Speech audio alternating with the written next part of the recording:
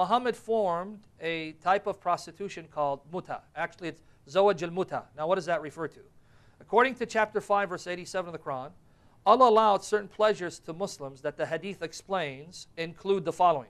587 tell us some of the pleasures that Allah has given Muslims. The hadith mentioned one of these so-called pleasures.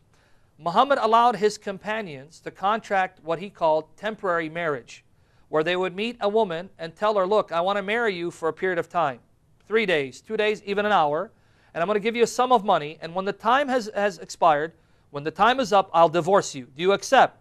And if any woman said yes, off they went and married this woman. Let me just give you one narration that explains this. Sahih Bukhari, volume 6, book 60, number 139. Sahih Bukhari, volume 6, book 60, number 139. Narrated Abdullah, we used to participate in the holy wars carried on by the Prophet, and we had no women, no wives with us. So he said to the Prophet, shall we castrate ourselves? They were burning with sexual desire, and they asked, should we castrate ourselves?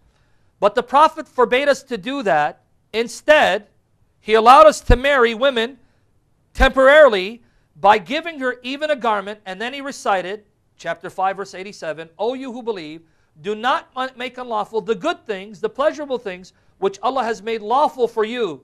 So what was Muhammad's solution? Instead of saying, pray to Allah for the power of the Holy Spirit, pray to Allah to give you the strength to overcome your sexual desires. No, don't castrate yourself.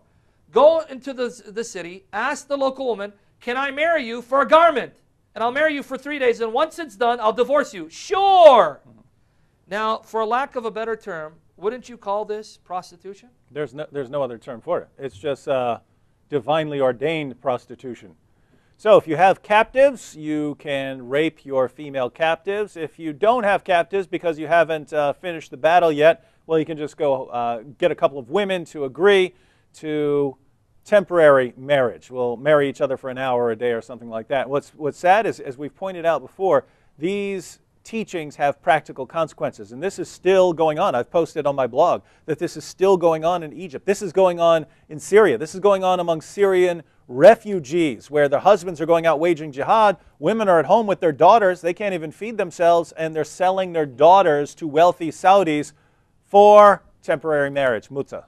And it's all okay with Allah, and it's actually arranged. It's arranged by Muslims, practiced by Muslims, and we're supposed to think that Muhammad is this pillar of morality that we should all strive to imitate. And it's ironic that the Shiites say it's not abrogated, but Sunnis would claim it's abrogated, and yet, even though they say it's abrogated, they're still engaging in that side. And why? Because even in the Sunni sources, right, it's inconsistent. You will find some saying, oh, Muhammad outlawed it, but you say, some of them say, no, it wasn't Muhammad who outlawed it, it was Umar who then actually made it lawful again.